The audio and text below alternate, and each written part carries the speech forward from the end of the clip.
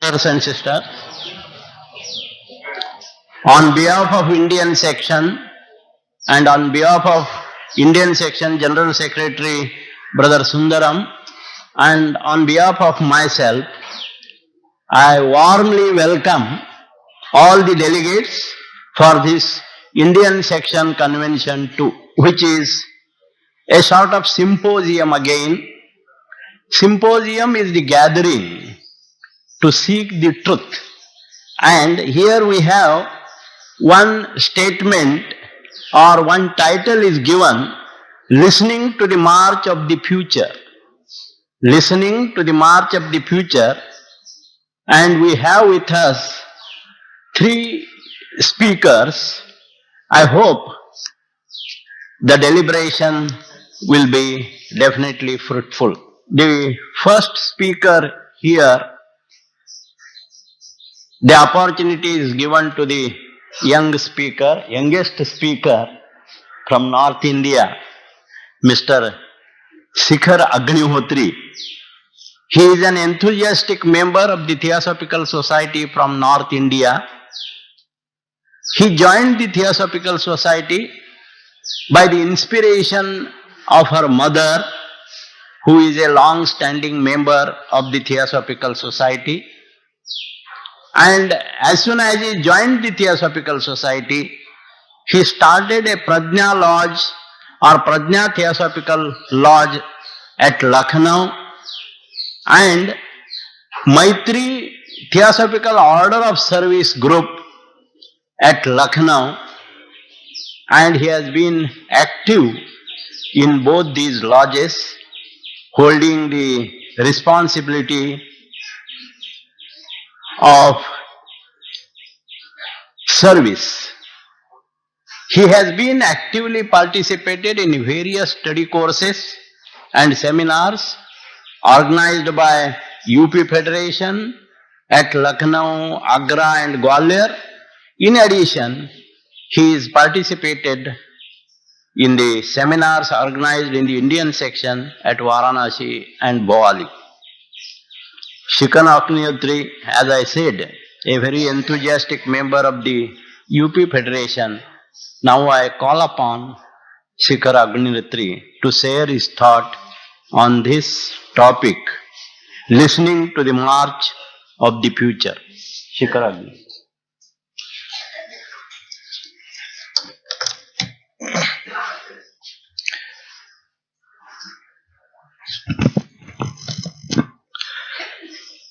Dear and respected chairperson, my co-speakers, and dear brethren, a very good morning to you all. Speaking on this theme of listening to the march of the future in context of how to strengthen the Theosophical Society, that too in front of such an august and learned audience, is like showing a lamp to the sun. But I will still give it a try. This is a subject that deals with the very existence of someone or somebody, or in this case, the Theosophical Society. Because we are in a changing world. Everything is changing within and without. So one has to constantly listen to the march of the future to remain relevant to the contemporary needs and requirements, but not at the cost of diluting the teachings. Instead, making them more appealing to the prevailing times and circumstances, taking the help of intuition if possible. But we cannot listen to the future without giving due attention to the past, because the past is the basis of the present, and present is the seed for the future. With the past, I want to emphasize on the aim with which the Theosophical Society was founded, not in the terms of its objects, but rather the approach that is to be taken. And a very good expression of that I found in the foreword of a very small but valuable booklet by the name of 5 Messages by HPB to American Theosophists in 1888. It says, Theosophy commands us to work for humanity. That service is of a particular character Its nature is spiritual. The method whereof is twofold, and this is important. The method. Firstly, to watch the steps of erring humanity and erect signposts against certain pitfalls. Secondly, to hold aloft the beacon light of instruction which cheers the weary pilgrim and inspires him to make his very own the is peace and the service which is joy. We all are trying to do this by various resources available to us, by conducting lectures for the public, for the college students. But apart from that, I think by this time most of us are aware of the fast pace of modern technology, that it has overrun our lives. The technology, we have become so used to this modern technology that we cannot imagine our lives without it. Due to this fact, I feel that to better our effort in propagation of theosophy, and which is already being done, is making use as much as possible of this technology. Because today it is much more convenient for a person to read an update on a social networking site or email rather than taking time out for a 2-day or 3-day study course for which maybe he gets time only once a year. We have been posting the synopsis of our lodge meetings on the social networking site for the past couple of months. And believe me, it does have its effects. It serves two purposes. Firstly, those members who could not attend the meeting can also read that synopsis and have an idea about the subject. Secondly, those who are not yet members but who are interested in such subjects are also attracted to study. At the national and international level also, in the past few years, we have seen considerable development in this direction.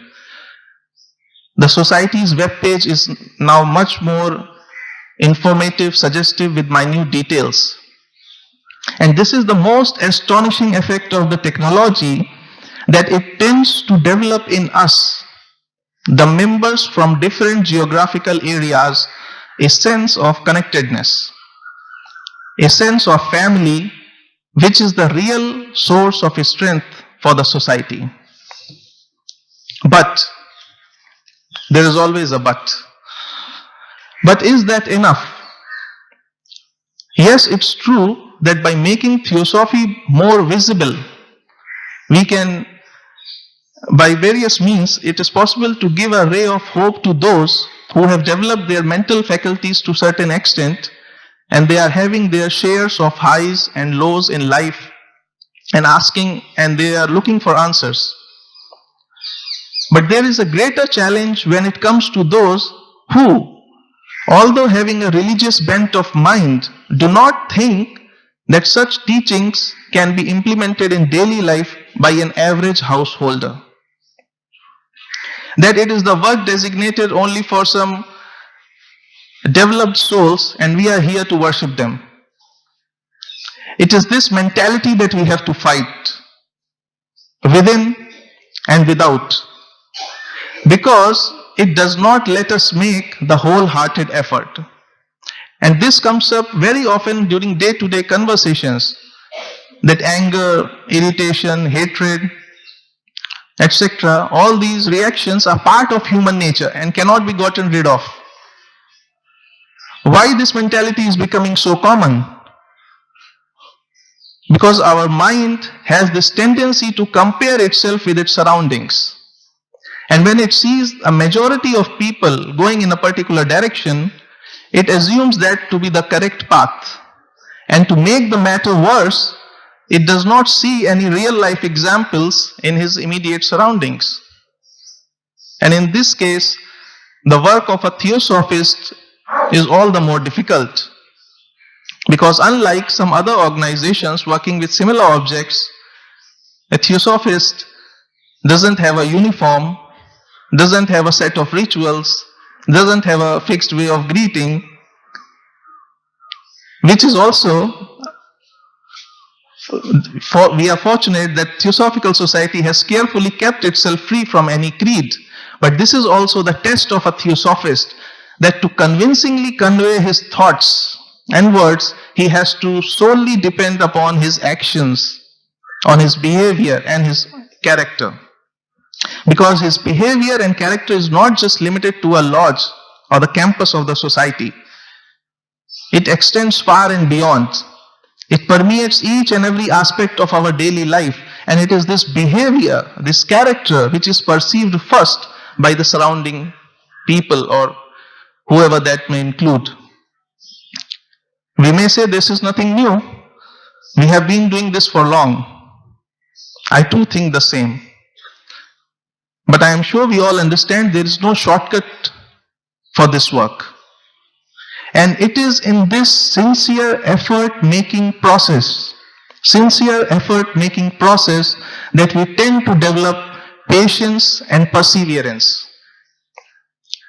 hope and strength, love and wisdom. And in turn, these qualities turns to reflect in our actions, and in turn, they strengthen the society. Many of us here may assert this fact that when we begin to work on ourselves, with every step that we take ahead, we see someone asking for assistance from the step that we left behind. For the simple reason that one life pervades all, and every unit of consciousness have this inherent thirst for growth. And when there is a small is not failure, it is failing to try that is the real failure. And it is this inertia of not trying wholeheartedly that we have to shake ourselves off. And it can start right where we live, whatever situations we are facing. And it completely removes the doubt from the mind of a person that what importance does my small effort as a member have in strengthening the society. And for this reason, I wish to include one statement, very strong statement by Colonel Olcott. He says, I wish every member could realize how certain it is that those great brothers who are behind our work keep a vigilant eye upon all of us who with their pure heart and unselfish mind throw their energies into it. I do not think that anyone can ask for any more persuasion of measuring the importance of a small effort made with the altruistic attitude for the society. Another kind of inertia that very often overcomes us as a member is that it is the job of the office bearer of a section or a federation or international level to do everything. This is right that the growth of the unit depends a lot upon the ability and motivation and enthusiasm of the office bearer. But each and every effort, however small, by any of the member bears equal significance, because it is not the president or the secretary of Theosophical Society who comes in a day-to-day contact with the people. It is members like you and me who are the ambassadors of the Theosophical Society in our immediate surroundings. So we can very easily estimate the amount of responsibility we have and how we want to represent Theosophy and Theosophical Society in our surroundings. And here comes the importance of a lodge.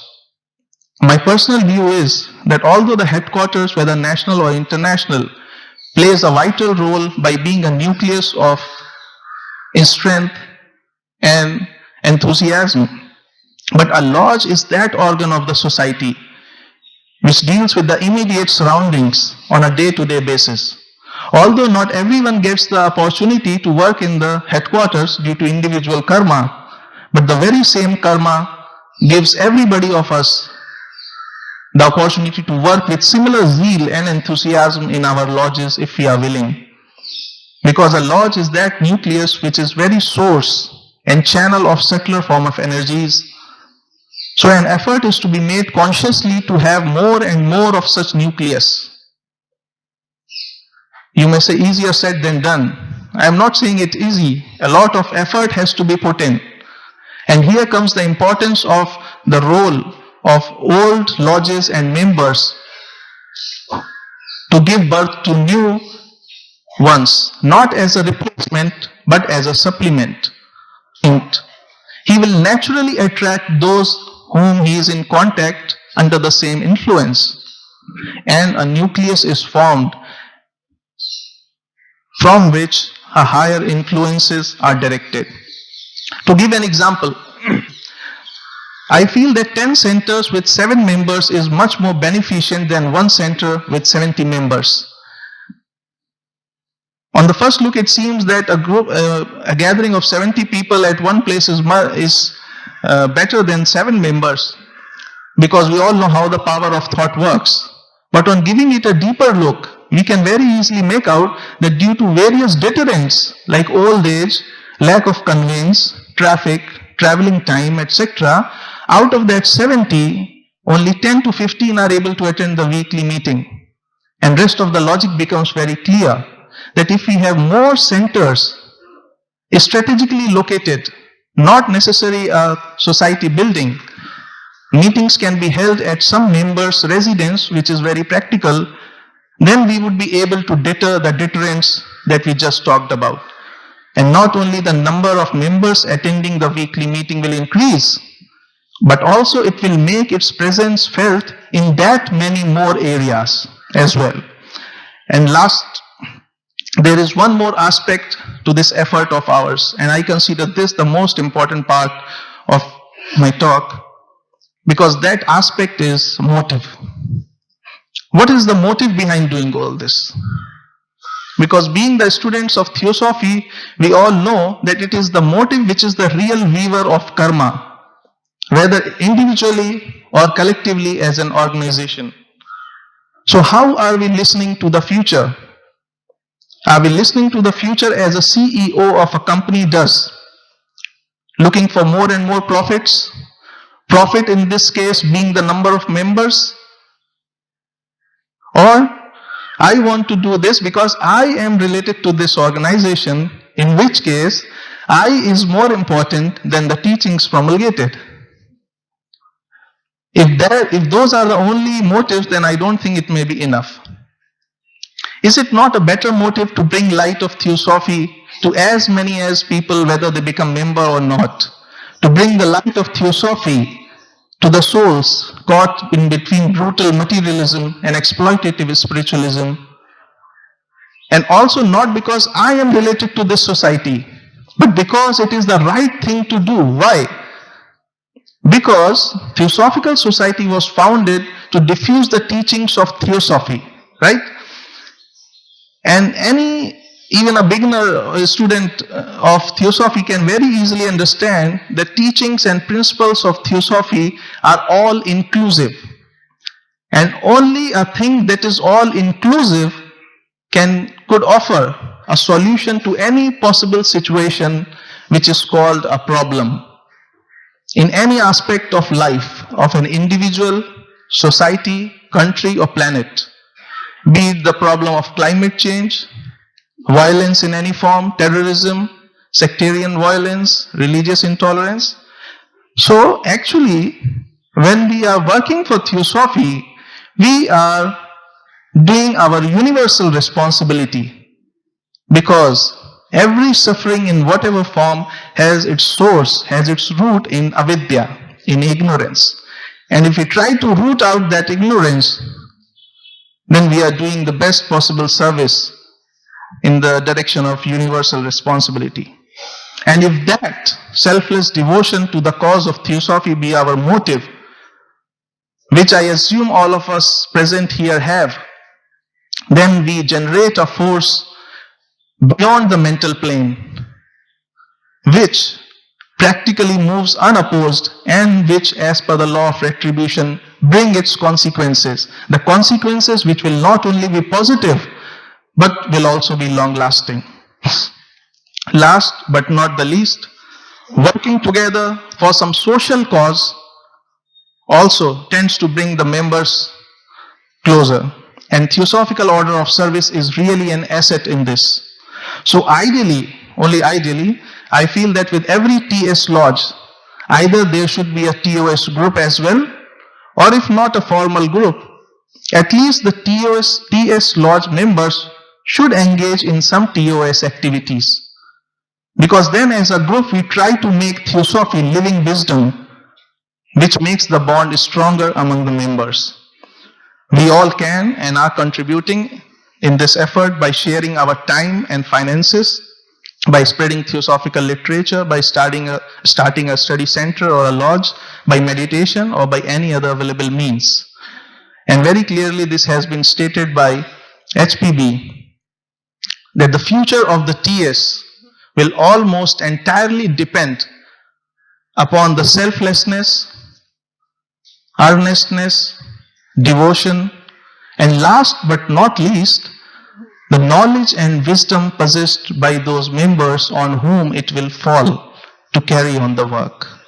With these words, I close my talk and I thank Indian Section to have given me the opportunity, and I wish you my best wishes for the new year. Thank you.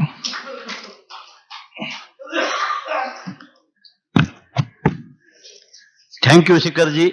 You are really a living example of a youth who is deeply interested in theosophical principles and also suggested a beautiful thoughts